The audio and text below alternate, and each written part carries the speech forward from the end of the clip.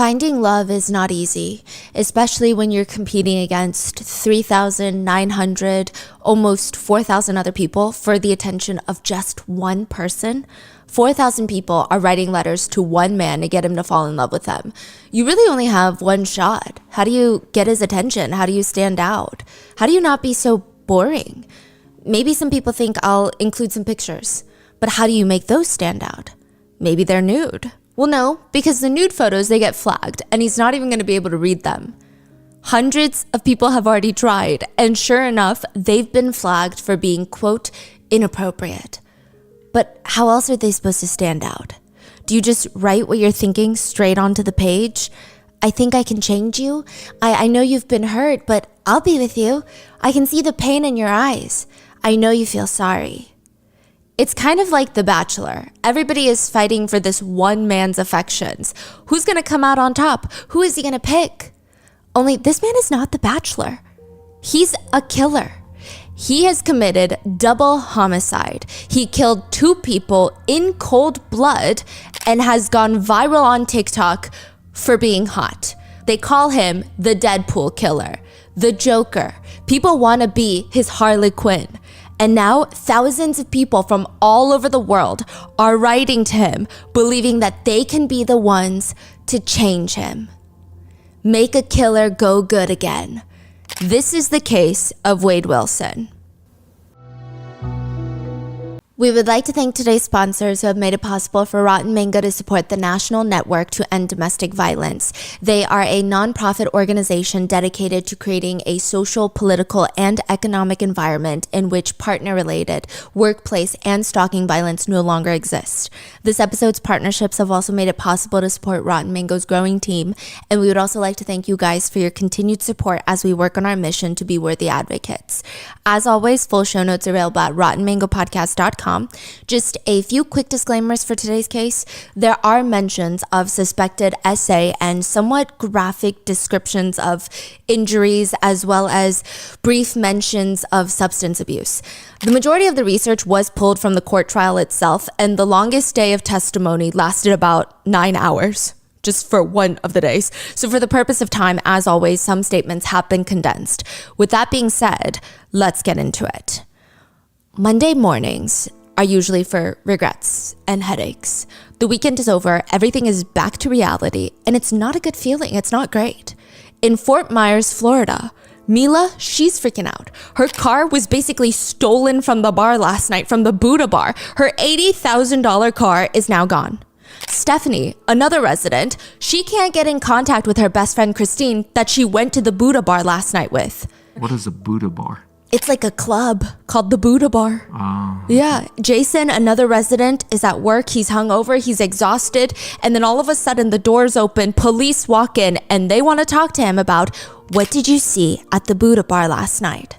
And Wade, 25-year-old Wade Wilson, is standing in line Monday morning at this print shop. It's like where you can buy those giant prints, like printed storefront posters or art prints.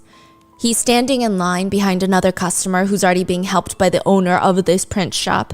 And it seems like both the customer and the owner that's behind the counter, they keep glancing at Wade. They keep looking at him and acting like he's not there, acting like they don't see him or the condition that he's in, because this man is shirtless. He's also shoeless, missing a couple of teeth, and he's got blood smeared like all over his torso. Just he's covered in blood. What do you mean missing a couple of teeth? Like his front tooth? A few teeth are knocked out. He's waiting for his turn to talk to the owner because he needs to tell him what the hell happened at the Buddha Bar last night. Sunday night at the Buddha Bar in Florida is probably the perfect time for someone who wants to be at a bar. You get to enjoy the live music and dance and drink, but it's not as packed as every Friday, Thursday, even Saturday. You don't want to be shoulder to shoulder with people in this sweaty, humid room.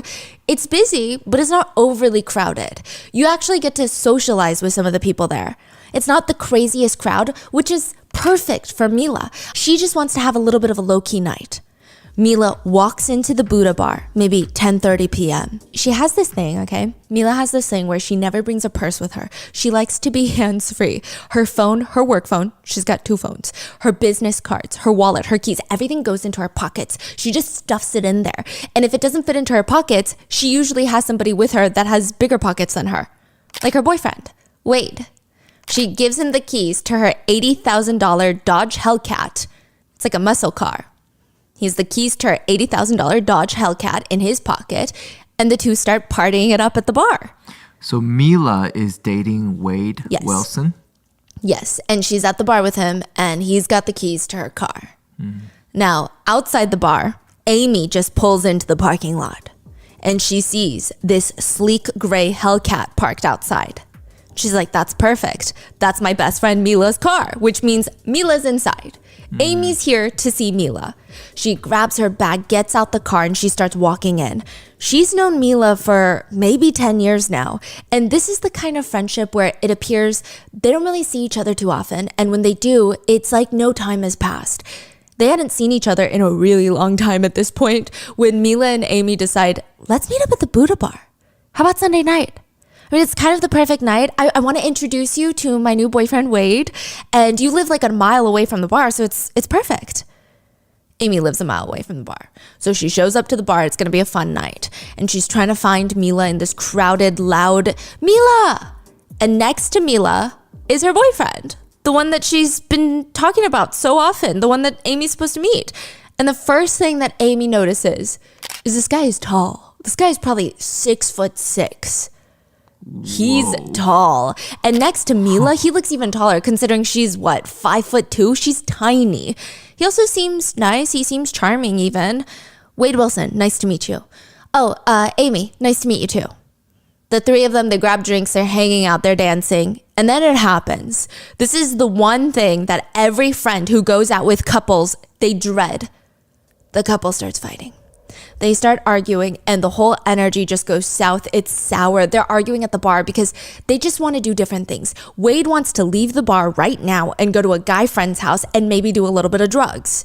Mila, she doesn't want to do any of that. It's Sunday night. She wants to go home early. She'd rather either stay here at the Buddha bar, enjoy the music, dance like they agreed to do, or just go home at this point. She doesn't want to continue the night at somebody else's house, and she doesn't even know this person. And what is she supposed to do? Sit there and watch them do drugs? She just wants to go home. They're going back and forth, back and forth. Nobody wants to budge. Mila's like, I've told you at least 3 times that I don't want to go over there. Please stop pushing it. Besides, this bar is about to close. It's nearly 2 a.m. I think we should call it a night. The two step away from each other to cool off, and Amy's trying to stick by Mila's side. Maybe let's just head out, get some fresh air. I'm sure he's going to join us outside, and once he gets outside, maybe he'll change his mind. Maybe he'll be like, you know what, babe? Yeah, you're right. Let's go home.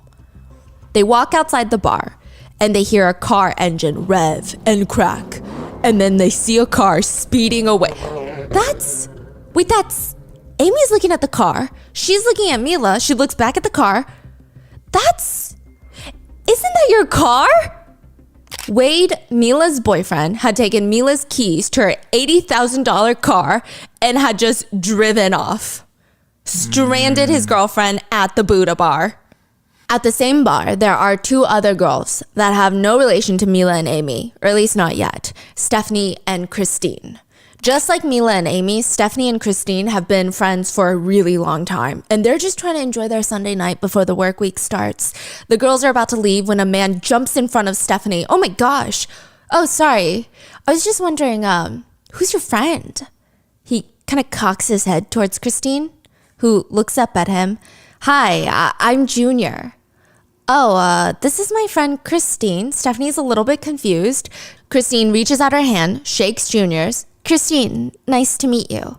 And the 3 of them, Stephanie, Christine, and Junior, they start walking towards the bar and they start talking. I mean, it's very clear that Junior is very much interested in Christine at this point. He's so distracted, he almost forgets to introduce. Oh, by the way, I'm so sorry, guys. Meet Jason, everyone. Jason, this is Stephanie, and this is Christine.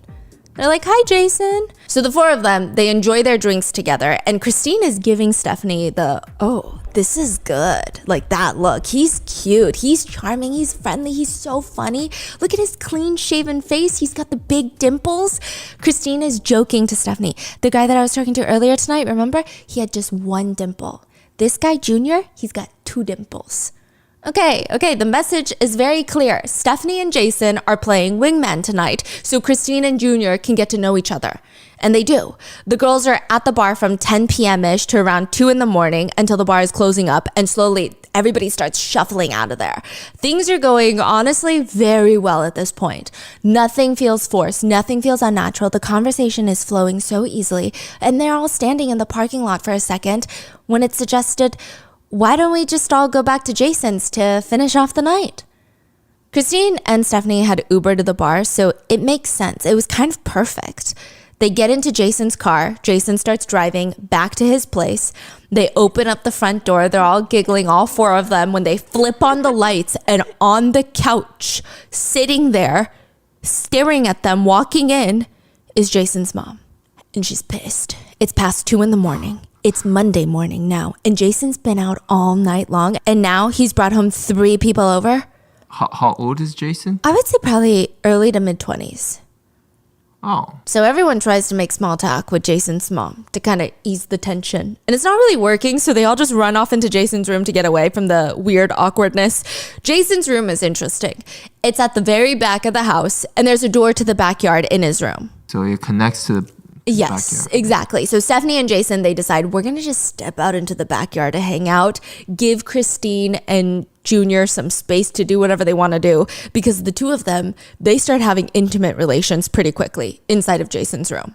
Now, I do want to mention, everybody here is an adult and it's consensual. Stephanie is the type of friend to fight somebody herself. She's the type to call the cops herself if she thinks even for a second that something is wrong. This is, by the way, Stephanie does tell this to authorities later on. Like, she is recounting the whole night, and so does Mila. There's a lot of testimonies here. Now, Stephanie says they're just adults that met at a bar. They're having some fun. And it was nice to see Christine enjoy herself once in a while. I mean, she's usually the one that's taking care of everybody. So it's nice to see that she's getting a break from all of that. Now, the 4 of them are there for a few hours, maybe. I mean, they kind of lost track of time when Junior pulls the girls aside and he tells them, this guy doesn't want us here anymore. We got to go. That's what he says.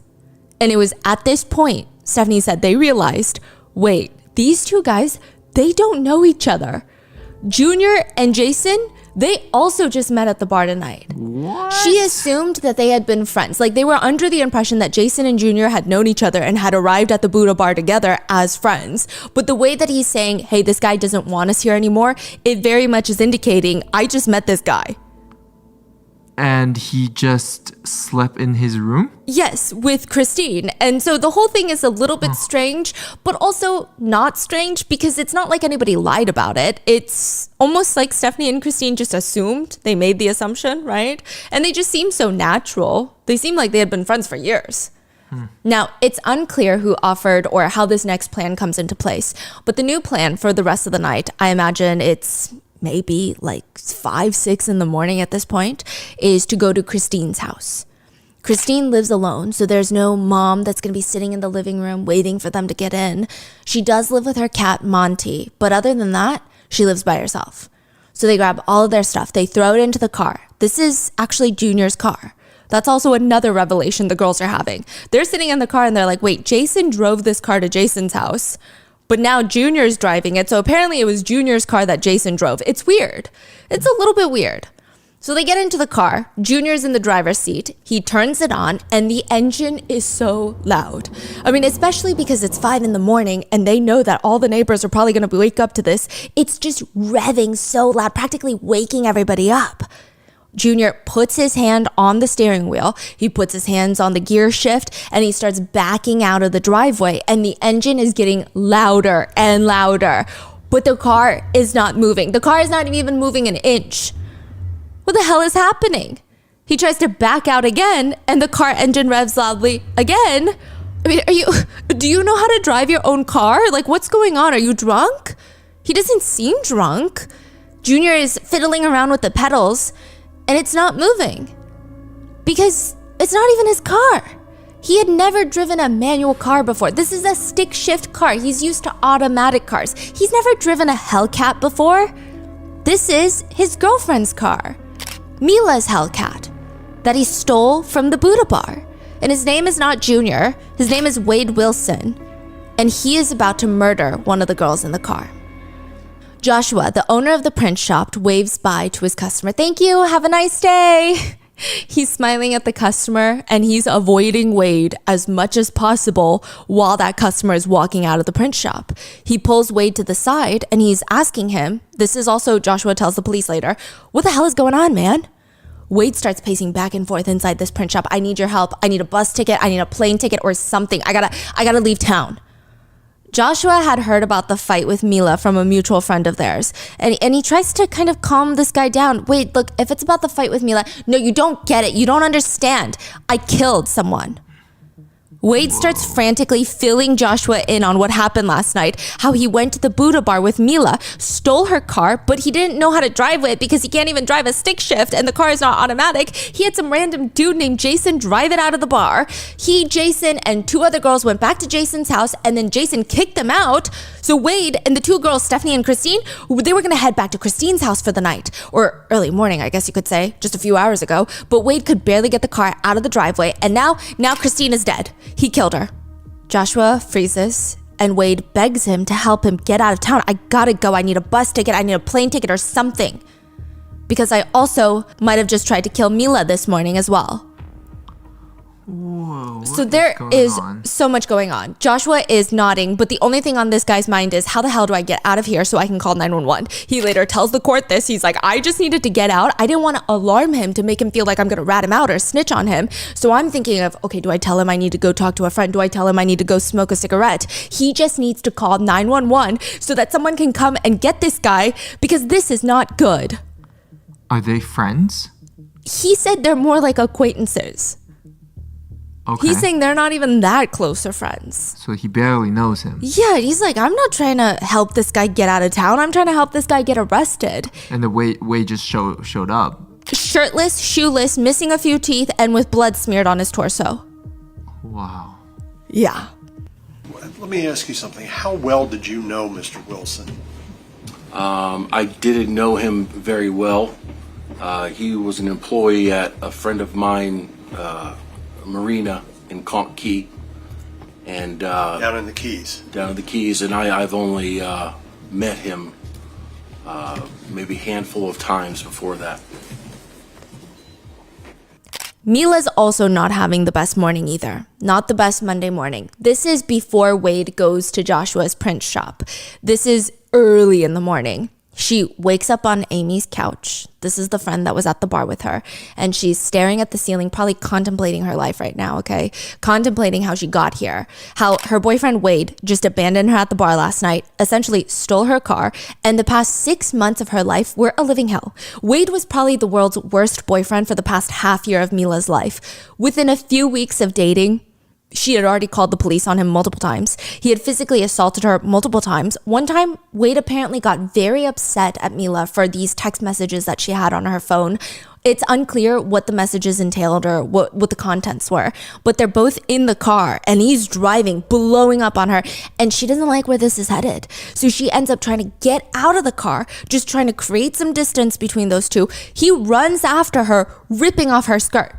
She said she wasn't wearing any undergarments underneath, so she's just running down the street in nothing but a t-shirt on, trying to find somebody to help her. He ends up tackling her to the ground, choking her in the middle of the street until she passes out. She comes back to, and she's in the car. Her hands are tied behind her with a cord, and there's this makeshift blindfold over her eyes. He said he's taking her back home.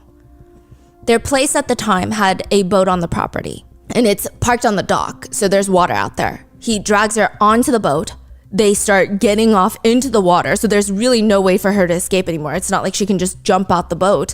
And he tells her, I'm teaching you a lesson. He essays her. And when he's done, he brings her back home and then starts trying to comfort her, telling her the pain is over now. That's what she said, like the pain is over now. This is all reported to the police, and Wade ends up spending a total of 3.5 months in jail before being released on probation. He'd actually just gotten out a few days ago, and then the two of them decided to go to the Buddha bar. But now, Mila's done. She's over it. She said she just wants her car back, she wants her property back, and she will be so happy to never see this guy ever again. And now it's the next morning. She probably has a raging headache from the alcohol. If not, probably from the mess that she's in. And her phone is ringing nonstop all morning long. She's getting a bunch of text messages, missed calls from an unknown number. She finally squints her eyes. She looks at the time. It's around 8:45 in the morning. She calls one of the numbers back. Whoever this is calling her work phone, trying to get in touch with her. So it seems like could be work related. She owns a spa. It could be a customer. It could be a client. She doesn't know. She calls. The voice on the other end is the most agitating voice that she's going to hear all morning. It's Wade Wilson. And he's acting like none of that happened last night. She says hello and he's quick. Where are you? Can I come get you? She tells him, look, I just want the keys back to my car. I want my car back and I need to get it back today. I have a few things I need to do. Where are you? He starts calling her a bitch and a cunt and all sorts of threats. It's just a lot. It's getting pretty heated, enough that Amy can hear from her bedroom. She says that she starts walking out into the living room and she thinks the whole energy is weird. I don't know if she necessarily heard the conversation or maybe Mila told her afterwards, but they both state that he was going from being very calm, saying things like, I love you, we can make this work, to the next time I see you, I'm gonna fucking kill you. Like, it's just back and forth like this, just hot and cold. Mila manages to de-escalate the conversation because, again, she just wants her car back. She's not even trying to fight him or argue or talk about how messed up that was last night. She just wants to do whatever it takes to be happy and nice and get her car back and then block him on everything. She de-escalates the fight, and the two of them, Mila and Wade, they agree to meet in the parking lot of Mila's spa that she owns. Amy understands that as, okay, we both gotta go because you don't have a car. She gets ready. The two girls get into Amy's car because, like I said, Mila doesn't have a car. And as they're driving to her spa, the whole time in the car, Amy said, Mila's phone just nonstop blowing up, buzzing the whole way. He's just calling her the whole time.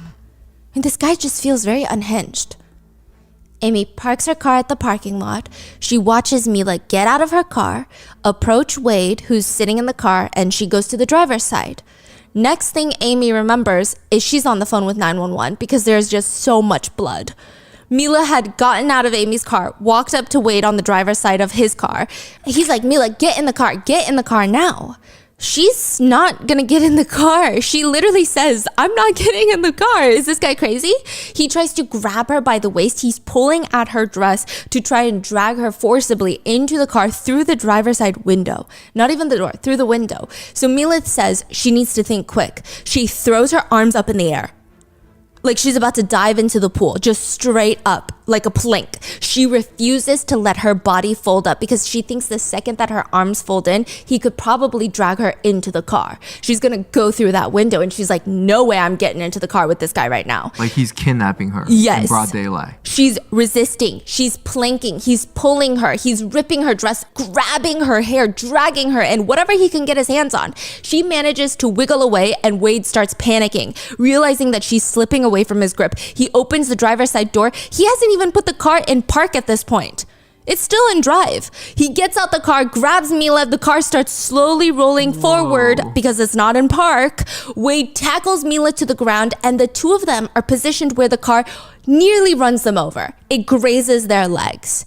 Wade jumps off of Mila, quickly puts the car into park, just pulls the emergency brakes. Mila uses this chance to run.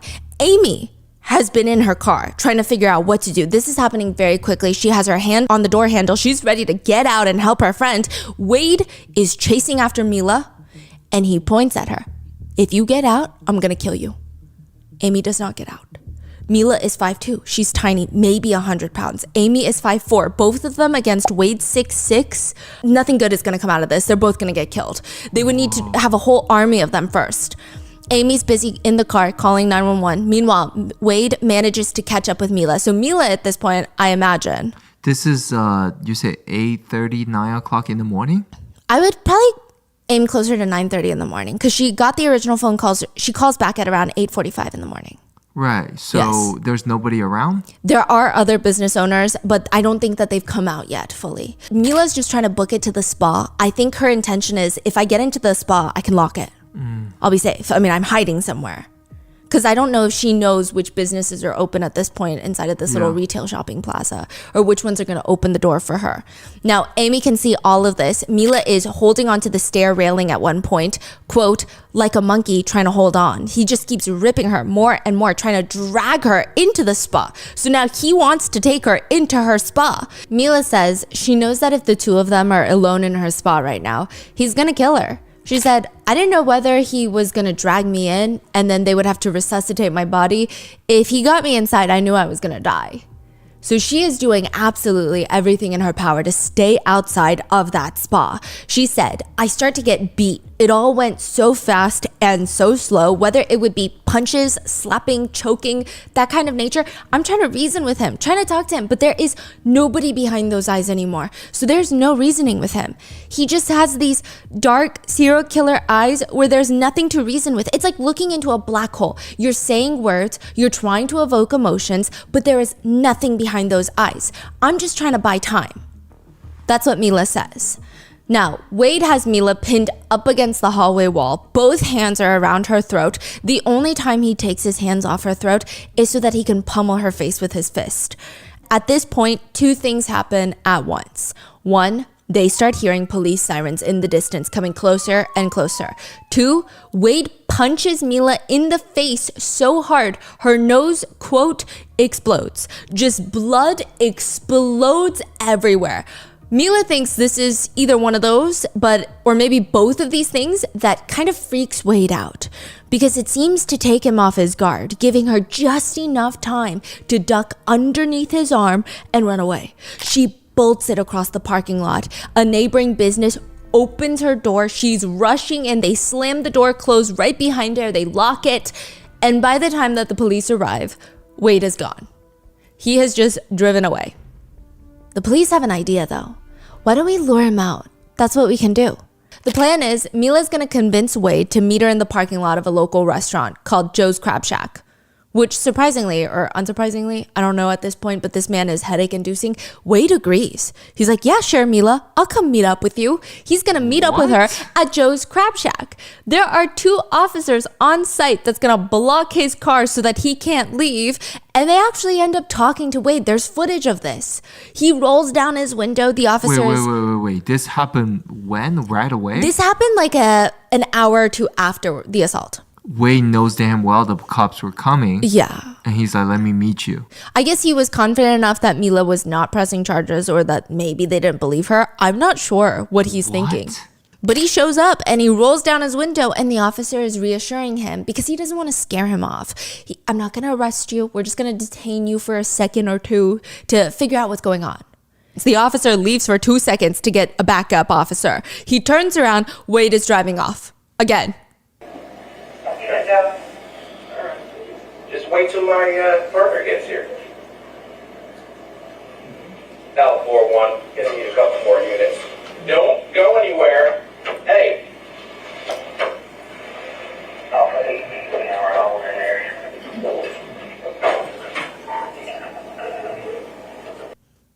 Like 1 second he's there, the next second he's not there. He drove off from the Buddha bar in the Hellcat, he drove away from the spa, and now he's driving away from Joe's Crab Shack. And the police are confused. Where the hell is this guy going next? They don't have to wait too long to find out because soon enough they get a 911 call from the owner of a local print store, Joshua. The call was along the lines of, hello, I have a friend of mine who came in here with blood covered all over him. He said he killed somebody. His name is Wade Wilson, and I told him I was going to go smoke a cigarette and I would be right back, but I'm calling you. The police are now standing in the parking lot of the print shop. It's a very busy day. Wade is long gone. And once again, this is the police's third time missing him this morning. He's gone. But this time he left them a little something. The car. The car is parked in the parking lot. The car that he drove to the print shop. The car that they're staring at, though, is not Mila's car. It's not the Hellcat. It's a black Nissan. And they know that this is not registered to Wade either. So it's not Wade's car. It's not Mila's car. So the question is, then whose car is this? The police officer puts his face up to the window and he's pretty much like cupping his hand so he can see better inside. And he decides, we gotta open this car. We gotta break into the car because there is blood inside. There might be someone in the trunk. That is what the officers believe. Whoa. Stephanie was at work when she gets a call. This is Monday, the day after Buddha Bar. She gets a call from the police and Wait, Stephanie is... Christine's friend. They were the ones that were at Jason's. Right. Okay, yes. But they knew Wade as Junior. Right, okay. So she gets a call from the police and they're like, hey, we found your friend Christine's car, her black Nissan. What do you mean you found her car? It was never missing. She's so confused by this. Now, here's what the police are able to piece together by this point. After talking to Stephanie and hearing her side of events from the night before, this is what they gather. It appears Wade Wilson went to the Buddha Bar with his girlfriend Mila.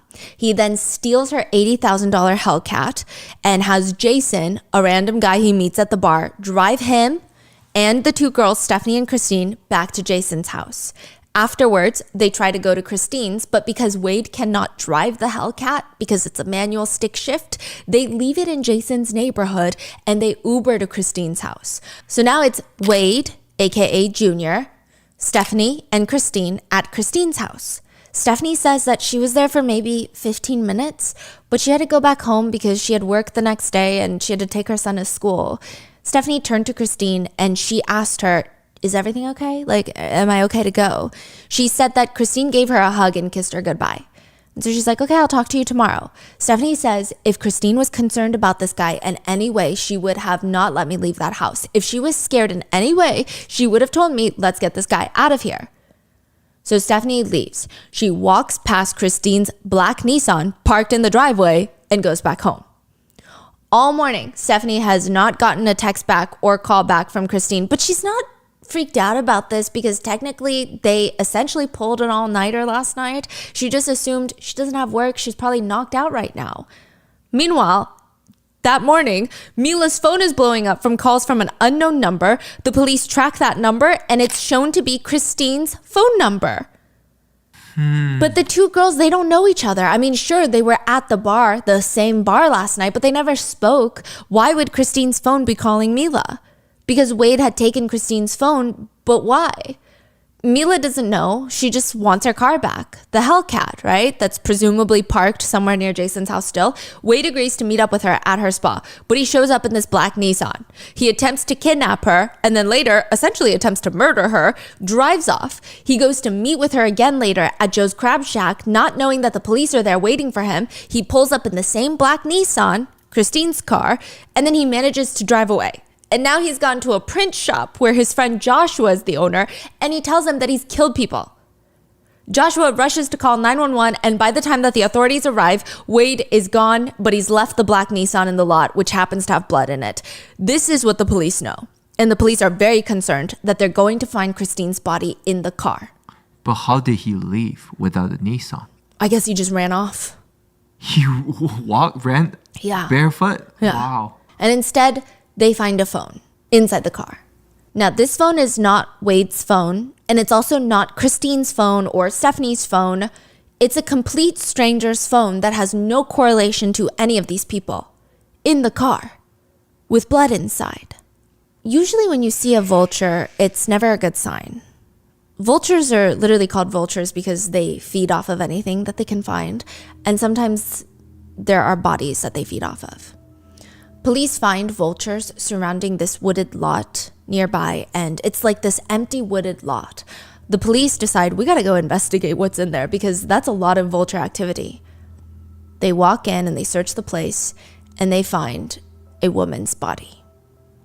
One of her fingers and nasal bones were fractured. She had injuries all over on both sides of her body, bruising up and down her arms, her hands. Her ribs were broken, as well as the hyoid bone in the neck. Her name is Diane Ruiz, and Wade Wilson had just recently killed her. Wade is sitting in the living room of this nice empty house. This is after the print shop. He's sitting in this nice, honestly kind of expensive house with 5 crumbled up cans of White Claw next to him, the seltzer, the alcoholic beverage. He had some popcorn, he took a shower so he feels better. He put on some fresh clothes. They're not his, but it's the least of his problems right now. And he grabs his phone and he starts calling the person that he usually goes to. Now, whenever something bad happens, whenever he's in trouble and he needs to get out of it, this is the person he calls. Wade had never been that close with his biological dad. In fact, he only recently saw his biological dad for the first time, 7 years before all of this? Wade is 25. He met him for the first time when he was 18. For all of Wade's childhood, he had been living with his adoptive parents. His biological parents had been 14 and 15 when they got pregnant with Wade. They just weren't in the situation to take care of him, so he gets adopted by a family that went to church with the mom, with the biological mom. They already had 2 daughters. They're of the age where they can really take care of a full family. And they think, let's bring Wade into our family and make it a family of, 5. For 13 years, it works. Wade is a very active member of their family. He's always spending time with them. He's spending time with his 2 sisters. And it's actually when he turns 13, the family starts figuring out something is very different about Wade. It starts off with these smaller things. One time, Wade's sister was giving him a haircut, but because he was wearing this hoodie, it just keeps getting in the way of making sure that the hair is even in the back. And she asks him, can you take off the hoodie? Which he does. But as he's taking it off, she notices something incredibly alarming. He's wearing a t-shirt underneath, and he had stapled his t-shirt to his skin. He had stapled the arms of his t-shirt to his arm, the sleeves of his t-shirt to his arm. There's just staples in his skin. Nobody knows why, but I think everyone can agree that's very alarming behavior. Regardless, Wade reaches out to his biological dad when he's 18 years old. And the 2 of them, they've been trying for the past 7 years to have some kind of relationship. It's a little bit hard to do when the only time that they've really seen each other is once. And Wade only ever calls his biological dad Steven whenever he's in trouble or he needs money. Kind of like now. His biological dad, Steven, picks up and he's like, what's going on? Wade sounds really frantic, like he's about to lose it. And he keeps repeating to his dad that he did something that he can't take back. And he's in big, big trouble. He needs help leaving town. There's 2 people who can't be here anymore. That's how he puts it. Because he killed them. He's a killer. That's what he tells him. Wade's dad does not believe him. Because he knows that Wade is always on drugs. And he's thinking he might be high right now and he's like making up stories. He's hallucinating. He's delusional. Something's going on. But he's also kind of a fibber. Like he likes to tell these crazy stories and most of the time they're not true. So he thinks, okay, this guy is just really out of his mind, bonkers high. But Wade keeps calling him throughout the rest of the night, giving his dad more details on what's going on. He just told me, he did something. There was 2 people gone that would not be back. He said I'm a killer. I just told him to call me back. I just thought it was another story, Finally, at 10 p.m. that night, so almost 24 hours after the Buddha bar, Monday night, he starts telling his dad in detail about how he went home with a girl named Christine from the Buddha bar. They hung out, and after she fell asleep, he got on top of her and he, quote, I choked that bitch.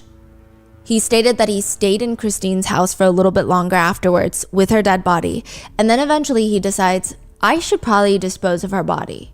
He grabs blankets, clothes, and he rolls her up inside the blanket, like almost how you would roll up a rug, sandwiches her, and the thought was, initially, he was going to put her into the trunk of her car. But he couldn't lift her. He told his dad that he thought rigor mortis had already set in, so it was making her body very stiff, and he thinks that's why he couldn't place her in the trunk. So he just leaves her in the apartment, takes her car, and leaves. The dad is periodically asking questions like, why would you do that, Wade? I don't understand. Why would you do that? And he says, I don't know, Dad. I don't know why I did it. I just wanted to do it. Wade then tells his dad about how he found a woman walking on the side of the road the next morning. And he was stopping to ask her for directions. This is after he beats up Mila. This is after he tries to kill Mila, but before Joe's Crab Shack.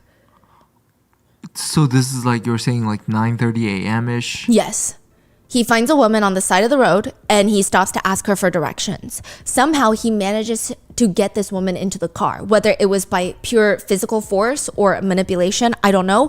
He strangles her, finds a place to dispose of her body, drags her out of the car, and then he realizes she's not dead. So he gets into the car and runs her over, quote, until she looked like spaghetti. He just saw a random woman on the street and decided to brutally Murder her. her. Yeah. For no reason. Yes, his dad was also confused. So Stephen asked, why would you do that? You don't even know this woman. And he said, I thought, F it, already got one down. The most chilling part of this is the whole time Wade is describing what he did to his dad. And Stephen, the dad, describes it as being very excited. Like he wants his dad to be excited with him. Imagine if your son won the lottery. They want you to share in that joy and excitement with them. That's what he sounds like. He sounds very proud and happy. When he talked about these two people who were no longer with us and that he was a killer, did he show any type of remorse? No, ma'am. But he also needs his dad's help right now to get away with this. Help him run. Get him out of town. Stephen, Wade's dad, is quiet for a moment before he says, okay, give me your address. I'll send you an Uber. Not too long after, a car pulls up to the driveway. Then another, and then another. But it's not an Uber. It's the U.S. Marshal's office, and they are here to arrest Wade Wilson. The police had already reached out to Wade's father, Stephen, and he had been helping them. While he's on the phone with Wade, trying to send him an Uber to help him get out of town, his wife Melanie is on the side texting the police the address to where Wade is. Wow. Stephen is actually pretty honest. He said, as a dad, I did hesitate on whether or not I should turn him in or not, or help him get away. And he just thought about the immediately. I don't think he pondered on this quite long, but he said immediately he just thought, what if that had been his wife or his sister or his daughter, right? He can't do this. And what if Wade is going to kill again? Then that's on him. He knows that he doesn't have a choice. He has to turn his son in. And where was Wade? You say He had broken into a random person's house in a suburban neighborhood, and he was drinking 5 White Claws, eating popcorn, taking a shower, and wearing the homeowner's clothes. And nobody was home. They had recently just gone to Ohio, so this is like their second home. I believe they were on a flight to Ohio when this was happening, so they had just left. Wow. Yeah, the timing is a little crazy. Now, Wade is arrested very quickly inside a stranger's house. And he's very quick to tell the police everything he told his dad on one condition. That he gets a burger and some fries. He tells the police everything. He starts from the beginning about how he stole Mila's car from Buddha Bar, goes to Jason's house where he leaves the Hellcat because he can't drive it. Then he goes to Christine's where they're finally alone. Stephanie had already left. He strangles Christine to death. The whole thing is just bizarre. He doesn't give reasoning. After they were having fun, she was in her bed falling asleep. He just gets on top of her and, quote, I just decided I was going to kill her. Then he steals her car, drives to meet with Mila, nearly kills her, runs from the police that are called on him from the spa, and as he's driving around, he sees a woman walking down the street, minding her own business. He stops the car and asks for directions. He does not need directions. This woman is Diane Ruiz. She was walking the few blocks from her house to work. She works as a bartender at the Moose Lodge. It's maybe a 15-minute walk. She's the bartender there, but I mean, honestly, she's a lot more than that. The Moose Lodge always holds these kind of events for even kids and elderly. Sans alcohol, like no alcohol, of course. And she was always there working these events. People loved her. I mean, she had worked there for 3 years now. Everybody knew her. Whether he convinced her that he truly had no idea and it would just be so much easier if she could just get in the car for 2 seconds and help him down the street, or whether he forcibly dragged her into the car, or perhaps he told her, thank you so much for helping me, I can just drop you off at work since it's on the way. I don't know. I personally think that he forcibly dragged Diane into the car. He doesn't state that. He says that she willingly got into the car, but I disagree. Somehow Diane is in this man's car. He starts choking her while he's driving, and his head is on a swivel. He says that he's just looking for a place to dispose of Diane's body now. He stops near this empty wooded lot, drags her out, and realizes she's still breathing. He lays her body on the ground and he gets into the car and starts driving forward, backward, forward, backward, forward, backward, and a neighbor even testifies. Whoa. A couple was eating breakfast that morning and they had looked outside and they saw this random black Nissan just driving back and forth in one place over and over and over again, and then eventually drove off. And they didn't think anything of it until a little while later, there's crime scene tape everywhere. You were kidding me, and they didn't see the body. No. Wow. He said, quote, "I ran over her until she looked like spaghetti." And then he just leaves. And the authorities, I mean, they have the same questions as Wade's dad. Why would you do that? And he just tells the investigator, quote, "It came across my mind to just murder, just kill, kill, kill." He says, it was just like, you know what? I've already done it once. I'm going to do it again. It came across my mind to just murder, murder, murder, just kill, kill, kill. He said that he could also sense Diane's fear, and that made him want to kill her. He said she really wanted out of the car bad at this point, and I could tell. I can sense her fear. I'm like a lion, you know, and you're the prey. I can sense it. They can't get away from me, even if they wanted to. I'm too strong. I don't look strong, maybe, necessarily, but I can, believe it or not. I'm not trying to be mean, but I could take either of you two down. He's talking to the two detectives. He's like, I don't look strong, but I could take you down.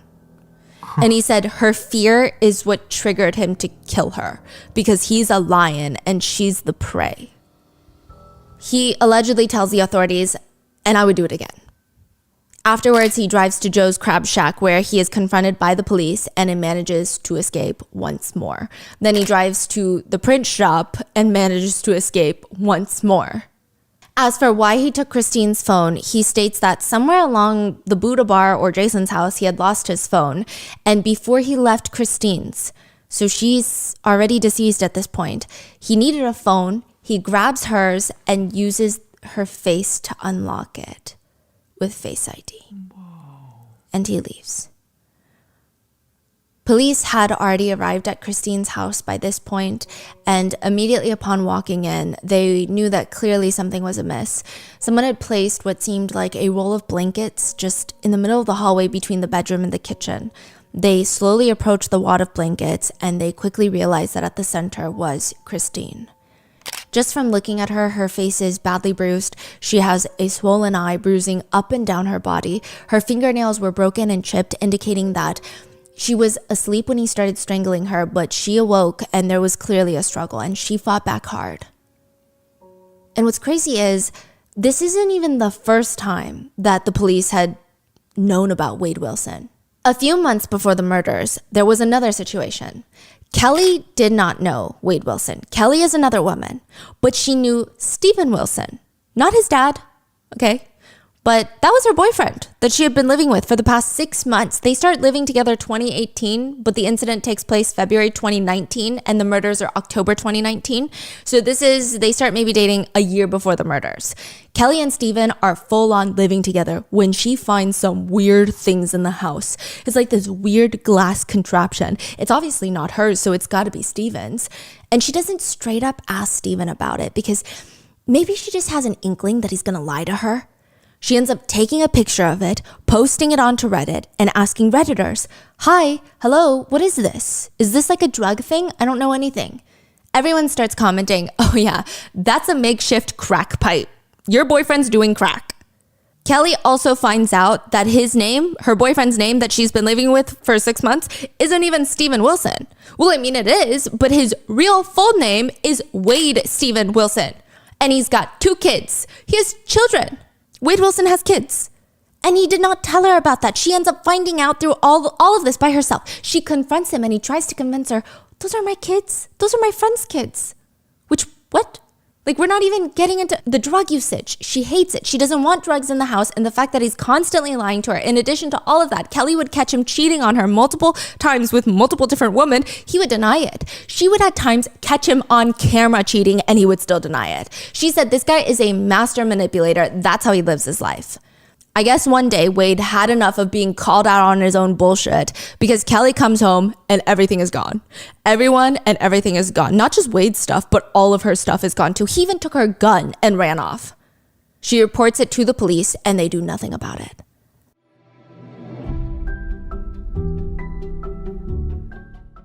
We got back from our trip in South Korea, and my husband did one of the most surprising things.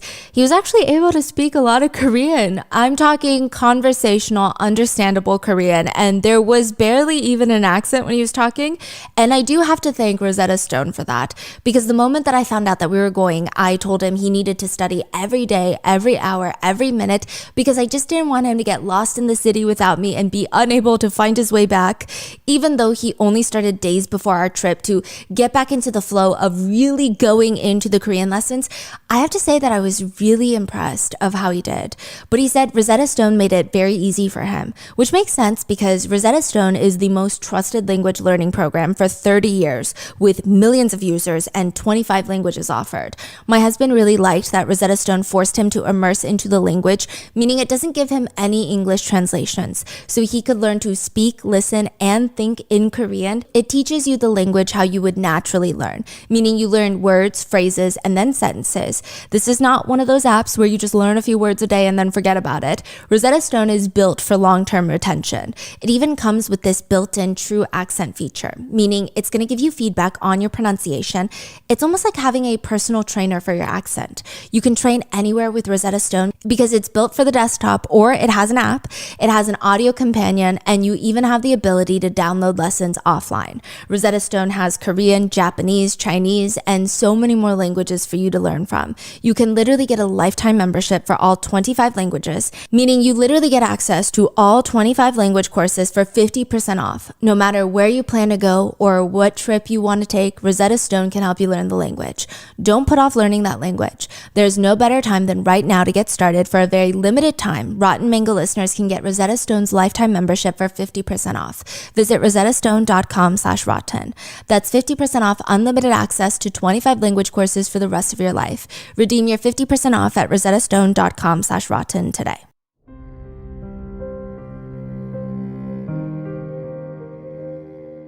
Kelly would later say he didn't have any violent tendencies. He yelled a lot and was mentally abusive. He kicked a door in once, but he never hit me, and I just thought I was in a shit relationship. I didn't think anything of it until he tried to kill me. A few months before the murders, February 2019. The murders take place October 2019. This is the day before Kelly's birthday. Wade comes over to her house and he's like, I'm sorry. I'm going to go to rehab. I'm going to get the help that I need, and we're going to be happy again. By the way, Kelly has like a whole TikTok series about this. She's like, I've been on this train before. I know where this is going. No, like you're not going to rehab and I know it. They start getting into this heated argument, screaming at each other. Wade leans over and starts choking Kelly, throws her into the backseat of her own car. He grabs a knife, cuts off all of her clothes, essays her. He starts biting her all over the face. He ends up busting open her lip. She's got ligature marks on her hands, knees, neck. Her neck marks are so deep that Wade's fingerprints are literally imprinted into the bruises on her neck. He then proceeds to tie her up, gag her, drive 3.5 hours to the Florida Keys, where he is definitely not going to rehab. Now, mind you, this whole car ride, Kelly has a shirt tied around her head. She's literally being kidnapped. Leggings stuffed into her mouth, and she's naked in the backseat. She also has a broken foot because he slammed the door on her foot. He just takes her on a journey, driving through McDonald's, stealing her phone, selling it to buy crack, and eventually he leaves her in her car in the middle of nowhere to go hook up with another girl. Kelly manages to untie herself. She drives all the way back home. This is like 4 a.m. at this point. She said that she was speeding back home, quote, going like 100 miles an hour, trying to get someone to help me, hoping that I would get pulled over so that I could explain what was happening. Kelly states that the police took pictures of all of her injuries. She had a kit performed and received treatment from the hospital for several hours, but she states that the police did not care for the case. They found Wade down in Florida Keys, and he told the authorities, Kelly's just kind of into that thing. Like into that kind of thing, choking and rough stuff. That's all it took. And police just stopped. The incident report reads, quote, based on everything learned during the investigation, at the time the case will be inactive due to the following. There are no witnesses to the alleged crime and no evidence to establish probable cause. The suspect has continued to deny the allegations and refuses to submit to an examination. The case will be inactive pending further investigations. Kelly also claims that the day that the police decided to deem the case inactive, Wade told authorities that Kelly was stalking him, that she was warning his current girlfriend about him, and that would be stalking, and the police were going to open an investigation into her. I don't think anything came of it, but still. When I tried to pursue this, all of that disappeared. Everything from my trial was gone. My photos could no longer be found. No one found them. No one has them. I've never seen them, but I remember them being taken.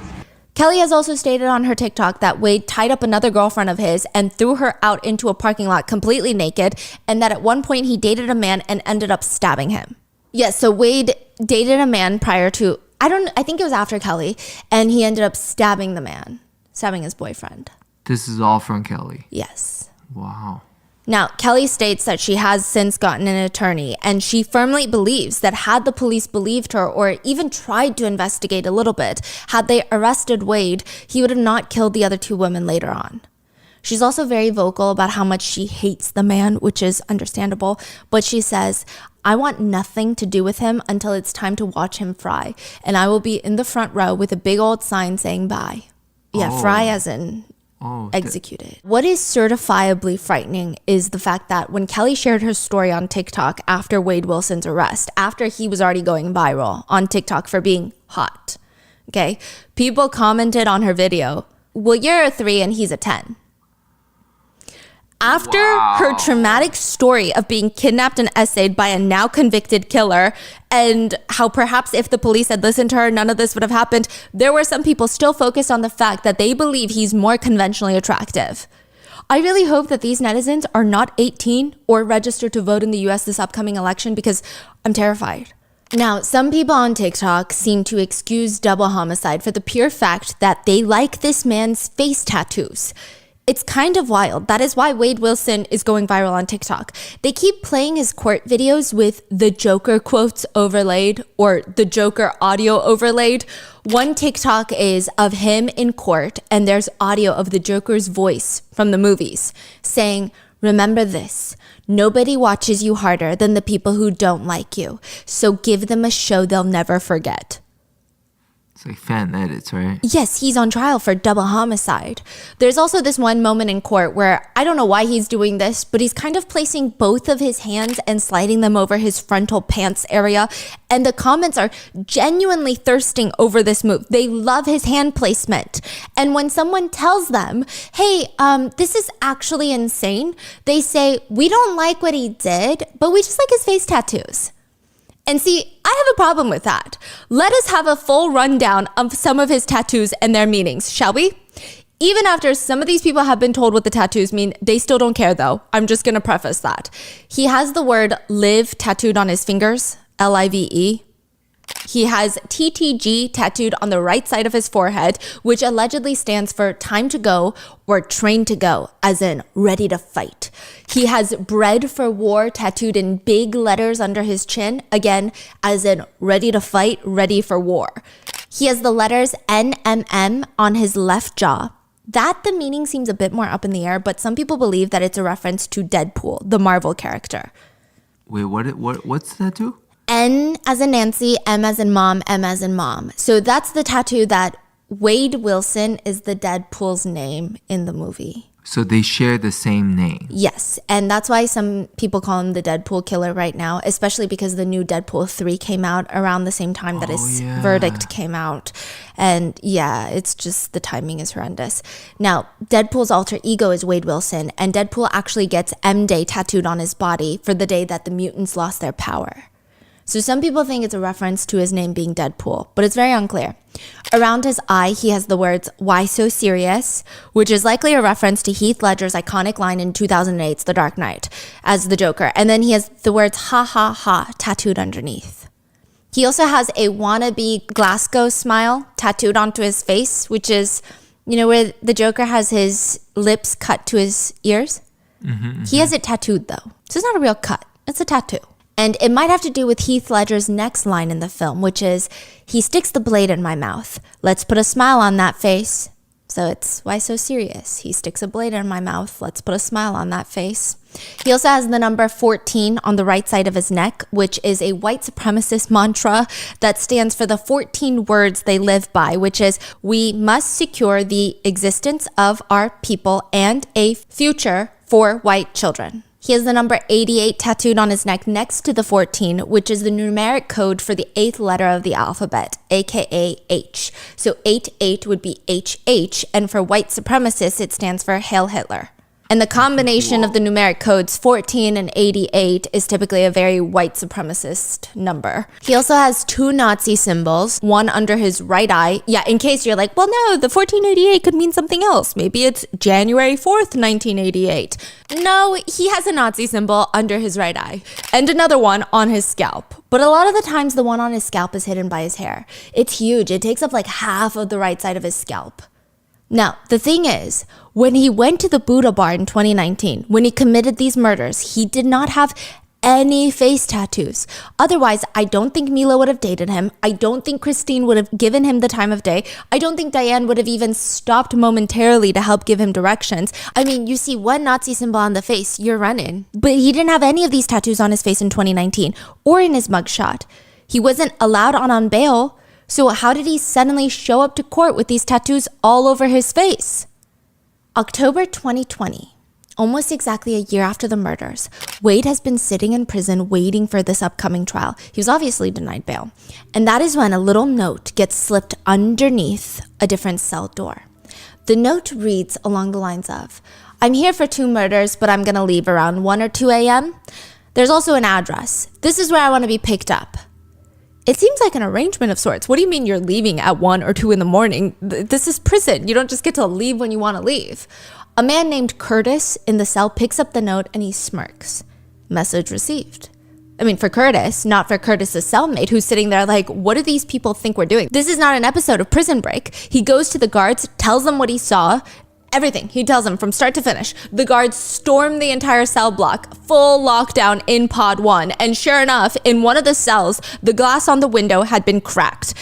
Side note, the window is too tall for anyone to actually climb through, but the metal stool that was bolted onto the ground was also found to have been pried off. Someone had ripped it off from the ground. So whoever did this, they're determined to get out, but not smart. Wait. So, what does that mean? So they Okay, broke the window is window? really tall. So there's no way that anyone, even someone 6'6", could get through the window unless they have some sort of leverage. But the furniture in cells are usually bolted to the ground because of that reason. Someone had pried off a metal stool that's bolted to the ground. So they can step on it. Yes, they ripped it off so that they can step on it. Wow. They're determined, but they're not smart because even if you get that window cracked open, it's so small. Like, they make them small for a reason. Yeah. It's not going to fit an average male body through it, let alone a 6'6" dude. Additionally, even after the window, you're still talking about multiple layers of barbed wire, guards with guns, security, alarm trigger, CCTV. I guess we'll never know if they had a whole plan to outsmart any of that because both Wade and his cellmate are caught. They're charged with attempted prison escape and criminal mischief. I mean, side note, the whole time Wade is in prison waiting for his trial, he is just overall a mess. He keeps reaching out to news networks to talk about what happened, and each time he would just change his story. First, he stated Christine was alive and well when he left her house, and that Diane was the one that asked him for a ride, and that he dropped her off at a bus stop. Are you guilty of those murders? Did you commit those murders concerning Christine Melton and Diane Ruiz? No, ma'am, I did not commit these murders, and I'm innocent. I did not, no, ma'am. April of 2023, Wade was caught running an El Chapo wannabe scheme in prison. He was charged with attempted trafficking of crystal meth inside a prison. He also snitched on another inmate of his who was trying to kill the mother of his child. There is an inmate by the name of Tristan Gendon, and he wanted to kill the mother of his child. He asks Wade, can you help me kill the mother of my child, who's obviously not in prison? And Wade is like, how would I do that? I'm in prison. And he says, well, of course, I think you know some people on the outside. He promises Wade a $250,000 payout, which I highly doubt that he's telling the truth here. And I think Wade also knew that Tristan is not a believable character. Tristan even wrote this letter for Wade detailing how he's going to get paid. He literally writes the evidence. He writes, next plan involves going to funeral home and crocking my pop's safe open to extract drug money and hit money for Valerie. ADT security pin to disarm system is blank. Garage door code is blank. Easy ass in and out, and you can open safe with diamond blade demolition saw. Easy $250,000 in there. Could have been done already. Yeah, Wade wasn't buying it because he goes straight to the prison guards and snitches on him. He says, people would accept 100,000, 200,000, surely, but I'm not that type of person. I don't know her personally whatsoever from a can of paint, but it doesn't matter. She's a person. No way. I think that he knew he wasn't going to get paid. I think that he knew that he didn't have anyone on the outside to do this, and he was going to use this to his advantage to make himself look like a moral person. But it's just all very transparent what he's trying to do here, no? Yeah. So he actually ends up receiving the tattoos in prison. He gets all of the face tattoos in prison, but he chose to get these tattoos in prison while awaiting trial. Now, obviously, these new prison face tattoos are not going to do him any favors during the trial. His attorneys motioned to let Wade change his appearance for the trial, aka, can we please let him get a haircut, get some suits, and clean up his face tattoos, whether it's covering them up with makeup or something? The judge grants this. They give Wade permission to cover up his face tattoos, his clearly racist, obnoxious, and honestly just very poorly done tattoos on his face. But when Wade shows up to court with his new suit, new haircut, and new face tattoos, his attorney sits down next to him, takes one look at the side of Wade's face, and he looks genuinely disgusted by his own client. He shakes his head and he whispers to the co-counsel, and he just looks grossed out because Wade asked the judge for a haircut. He does get one, but he does a strong fade on the sides of his head, and he's basically showcasing the giant Nazi symbol tattooed onto his scalp. Yeah, so he gets the tattoo in prison, these very, very specific tattoos, and he decides to show it in court. Yes. I think that says more than enough. Yeah, and he goes out of his way to show it in court. Yeah. Okay, covering up the face tattoos, maybe that's... I honestly don't know why he wouldn't do that. But to intentionally get a haircut to show off the scalp Nazi symbol, It's crazy. And this is not even like a momentary, like, oh, I'm not. No. Like, this is like a decision he made over and over and over. Yes.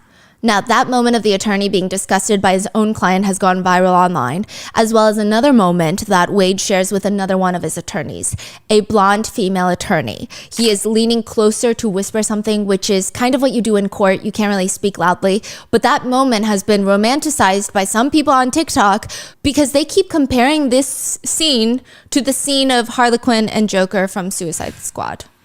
Yeah, there are edits all over TikTok of just Wade walking into the courtroom, and I guess there's a noticeable bulge in his pants. And the comments on the fan edit of him walking into court read, it walked into the room before he did. And people are having a blast. There's another fan edit where he's walking into the courtroom in his suit, and there's 2 police officers watching him because, he's a dangerous killer. But the song on this one goes, as I walk, you know this song, as I walk through the shadow of the valley of death, I take a look at my life and I realize there's nothing left. They think he's the Joker. And the comments read, he walks in like he's about to lead a very important all-company staff meeting. He walks in like he's a model for Hugo Boss. The attorney has a thing for him for sure. He walked in like he's the attorney. He walks into the courtroom as if he's the judge, heart emoji. He walks in like he's the president. He's the CEO of the court. Another fan edit includes a song by Eminem called Spacebound. The lyrics go, nobody knows me, I'm cold, walk down this road all alone, it's no one's fault but my own, it's the path I've chosen to go, frozen to snow, I show no emotions whatsoever, so don't ask me why I have no love for fucking hoes. That is crazy. It's a fan edit with just screen captures of him from the trial. The trial where he's being tried for double homicide? And one of the comments reads, as a family therapist myself, I cannot imagine this court without a report and explanation of how the adoptive parents treated and influenced this young man. Another fan edit is just of him walking into court. There's a sad song playing in the back. The caption reads, how do people say he's showing no emotions? I see he is sad, hopeless, and helpless. Let's forgive because at the end of the day, nothing is going to change. Peace. And they do a peace emoji. Another comment reads, I can see his aura. He killed his emotions too. He accepts his situation. That's why he looks like that. In another TikTok, there's whole TikTok pages, multiple TikTok pages dedicated to him. One comment on that page reads, I don't support what you did, but I just see a lot of suffering in your eyes. There is also a change.org petition to stop Wade Wilson's death penalty execution because this is a death penalty trial in Florida, which I wouldn't even be talking about this petition in this context if it were a genuine, or at least in my opinion, a genuine petition organized by those who genuinely just are opposed to the death penalty across the board. And regardless of if it's Wade Wilson or anybody else in the world, they would be fighting for their rights to live. That is a very different story. We are not here to argue whether the death penalty is good or bad. But just reading the comments left behind on this petition, it is pretty clear. Some of these petitioners, they could care less about the morality behind executions carried out by the state. Even the original petition, again, like I said, if it's a petition created by someone who just genuinely is opposed to the death penalty, I would not be talking about it in this manner. But the petition itself includes a poem. The poem reads, "You wear a mask of tattoos as your disguise, but I see the pain and sadness in your eyes. It's clear by your beauty that God wanted you to live a beautiful life, filled with joy and the love of a devoted wife. But after a life of abuse, a damaged boy remains, a boy who is shackled in sorrow and chains. You had a life of torture and didn't get the chance to find a way to fight the demons you face night and day. As the verdict looms, the world spreads hate, but let us pause for a moment and contemplate, because behind the bravado, the world should see a frightened boy who deserves our sympathy. In your gaze, there's a desperate plea for a little understanding and empathy. The world sees a villain who should never be free, but they don't know your full story." That is crazy that somebody came up with that. Yeah, they thought they ate too. Yeah. Yeah. One comment on the petition reads, "Save this man. He's too young to die. This man doesn't deserve death. He needs help." Praying emoji, crying emoji, broken heart emoji. This is so heartbreaking. Another reads, "I wish I would have known him sooner. So many people don't realize how much good there is within. Society failed. Society failed everybody. I do not support the death penalty in this matter or case. The death penalty is murder. Murder is a sin. Therefore, if he is sentenced to the death penalty, it makes them no better than a murderer." Oh. He still needed time to develop. He's 25, okay? He had a rough upbringing into his adolescence. The pain in his eyes from seeing his dad brought out hidden trauma of neglect and abandonment. Suffering in your own pain brings a lot of cognitive issues and out of touch of reality. This guy deserves a second chance to realize there's consequences. He may be a father, and we don't want the same pattern to occur with his children. He has suppressed thoughts and needs proper psychological treatment. He's very young to be sentenced to death. Yes, he did murder 2 innocent victims, but I believe he does have mental issues. I've been exposed to people with different types of mental issues, and I'm sure if you get to know him, you would notice these things. He should have received medical help when he was a small child. I believe that he would not be at this point today then. Another one reads, "Nobody can decide if a person lives or not. Not just because it's the law, it means, they can decide if a person lives or not. F them." It doesn't even make coherent sense. At this point, irony is just sitting in the room with us. Another person comments, "We all make bad choices, some worse than others, but there's no reason to kill somebody for the things they did." These people delusional. One just reads, "Save Wade. He doesn't deserve the death penalty. Save Wade, save Wade, save Wade, save Wade." Or, "I think he was set up for this. He deserves a chance to speak." Yes, he was given a chance to speak. He said he ran an innocent woman over until she turned into spaghetti. That's what he said. Some people in the comments actually question his guilt. So that's a whole thing. Some people believe that he's being framed. Where did they get this crazy idea, you ask? From Wade Wilson himself. In 2020, the year after his initial arrest, he told a news station that he had been involved with some very shady people in the past, like really shady. They were traffickers, trafficking syndicates. They trafficked all sorts of commodities, drugs, humans. He used to manage the product, aka he used to groom women for them, manipulate the women into becoming victims, and then he wanted out. He was like, "My soul needs to heal, basically. I need to get out." And they said, "No, you're never getting out." And he said, "No, I must." And they framed him for the murders. A man is guilty until proved innocent, and he is not guilty until proved innocent. And the thing about it is that I'm just a man sitting in jail, and I'm being slandered, I'm being talked down to, I'm being put on a very bad place. I'm being put in a very bad place, and it's not fair to me. I have a family, I have 2 children. So because of that, one comment in the change.org petition reads, There are too many holes in this story. You know how many people got locked up and are not actually guilty?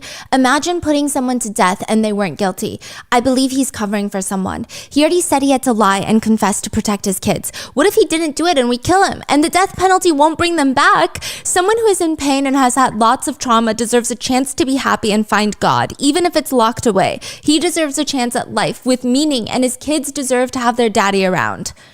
It's likely that some of these netizens have a sexual interest in those who commit crimes. It usually manifests in those who believe that they can change someone, that someone is so evil and is so willing to kill, but they will go to the ends of the earth to, I guess, protect the ones that they love, that only they can heal the inner child of the killer and nurture them. They think that they're living in their own dark romance novel, but no, you're living in a true crime documentary because you're going to be next. Like, I don't know how else to put it. And I know some people consider this case a Book Talk case because there were some people on Book Talk that were, I guess, romanticizing it as a dark romance, but none of the Book Talk guys would do this. I mean, if you read a dark romance book, I don't think that they don't do stuff like this. It's just bizarre. There are people even writing letters to the judge that read, if you look past his tattoos to his face structure since being in prison and medicated, he's healthier. His face is fuller compared to his booking picture, his mugshot, where his face is gaunt, pale, and he looks unhealthy. He's been healthier since being in prison. So in this healthy state of mind, he is fully committed to the white supremacist tattoos on his face. I mean, I feel like the argument is not being proven here. Again, we're talking about the white supremacist Wade Wilson. Not only is his face a walking racist poster board, but he's part of the prison gang Unforgiven. It is the largest white supremacist prison gang in Florida. Meanwhile, Christine and Diane are gone, and I don't think that they've publicly stated anything about seeing these TikToks that have been made about Wade Wilson, and I don't even think that's something that we could be able to comprehend the amount of anger, or I don't know exactly what the word would be if they were to stumble upon them. But Christine lived alone with her cat Monty.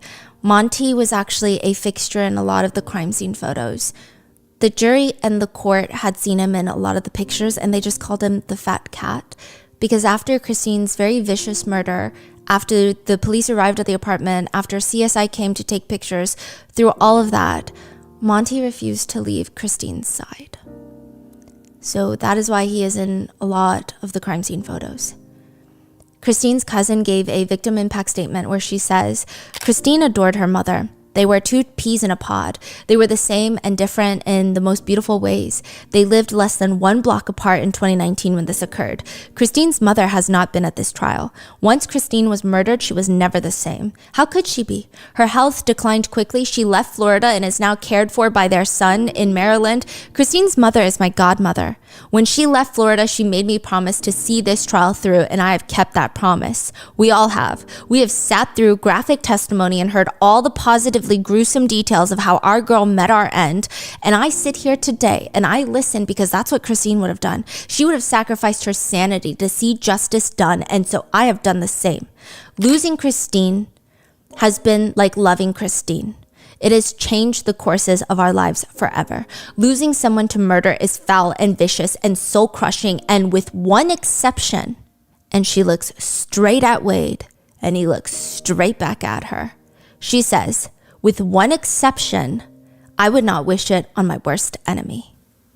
With one exception, I would not wish it on my worst enemy. The prosecution has won this trial, but I assure you, the family, friends, and loved ones of Christine Ann Melton have only lost. Zane Romero was 11 when his father died, and he was 14 when his mother Diane was murdered. Wade Wilson orphaned a child. Now in court, Zane is 19. I mean, he's barely an adult, but he's somehow brave enough to stand in front of his mother's killer. He tells the court, my name is Zane Romero. I'm a 19-year-old college student going for my bachelor's in graphic design. I am Diane Ruiz's youngest child. I was 14 when she passed.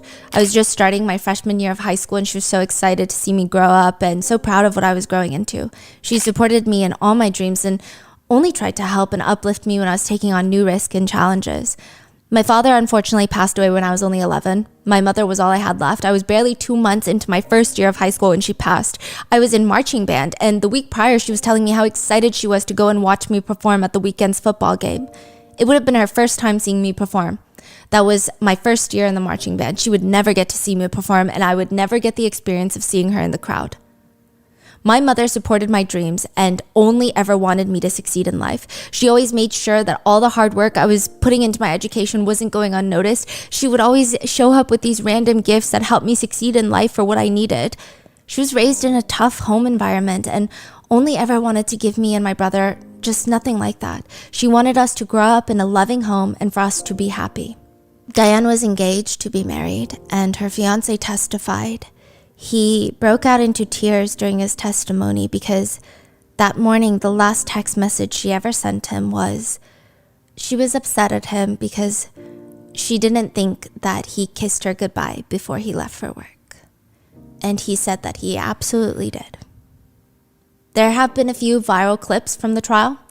On one trial date, there were 2 detectives who testified back to back. When the male detective testifies, Wade is just his normal emotional range, which is just flat. There's nothing behind the eyes. Some say there's pain. I say there's radio silence back there. He's flat. But right after the male detective testifies, a female detective starts testifying, and he starts smirking, full on staring at her, running his tongue over his teeth inside his mouth, smirking at her. It's like he's trying to incite something. As we talked about earlier, some supporters of Wade's were arguing that he's suffering from mental illnesses, which is why he should not be sentenced to death.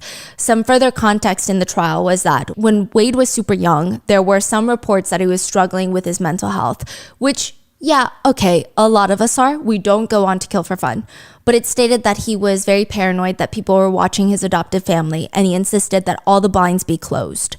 Another time, his dad called the police because Wade was allegedly convinced that there was an entity in the garage. Nobody found anything or any entity in the garage that Wade was referring to. So growing up, there were a few other instances where he was heavily involved in sports and he had a lot of head injuries from playing said sports. It's said that it resulted in a concussion a couple of times.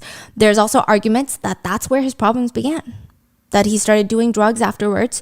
And even at 20 years old, he was in a car accident where he suffered from a concussion when his car hit a tree. Now, during the trial, of course, his attorneys try to argue this is why he's not well in the head. This is why he did what he did. But CT scans showed no abnormalities in his brain. It is argued that they should have gotten MRIs, which are a lot more detailed, like screen grabs, I guess you could say, of the brain, snaps. But prison records show that he's been diagnosed with multiple different conditions, including depression, anxiety, bipolar disorder, schizophrenia, and antisocial personality disorder, which again, many people have been, and they don't kill anybody. Multiple doctors were called in to analyze Wade and testify later on the stand. They do agree that he has significant frontal lobe impairment, which would affect his executive functioning and decision-making as well as impulse control. And he also likely suffers from some sort of mental disorder, but so do a lot of people, and they don't kill anybody. The prosecutors argued that he was clearly not in a state of psychosis when he committed the crimes. There's evidence of him very clearly trying to run away from the crimes multiple times from the police. He's trying to get help. He's trying to go and get a train ticket out of there, a plane ticket. They also argued that the damage to his brain could not be a mental disorder and could just be from prolonged drug use. Which, should society have to pay for that? That's crazy. The jury deliberated for 1 hour and 45 minutes and voted 9-3 in favor of the death penalty. Now, this is very interesting because Florida not too long ago passed a law where the death penalty does not have to be unanimous. Wow. Yes. So 9-3 is enough. 10-2 voted for the death penalty for the murder of Diane. So 9-3 for Christine's murder and 10-2 for the murder of Diane. During the reading of the verdict, he is completely emotionless. He had more emotions when the female detective was testifying. The judge will be the final decider on whether or not he will be placed on death row and further executed by the state. The judge is going to make that final decision August 27th of 2024. So in a week or two. August 27th? Yes. In a few weeks. Yeah, in a few weeks.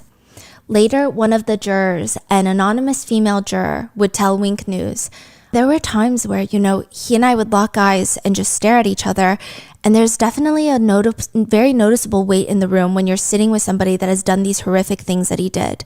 There are certain images that we had to see during this trial that we can never unsee. And that is the story of Wade Wilson. And how almost he's gotten over 4,000 letters at this point, I'm sure. 4,000 Letters, yeah. Digital letters, physical letters, nude photos that have been flagged. Almost 200 nude photos that the prison guards were like, yeah, we're not going to let this through. Wow. People genuinely think that they can change him. And they love his face tattoos, which is, I feel like, what? It's basically, you're racist. If you love his, I don't even know what to say. How can you love his face tattoos? They're not even well done. Crazy. What are your thoughts on this case? Please let me know in the comments, and please stay safe.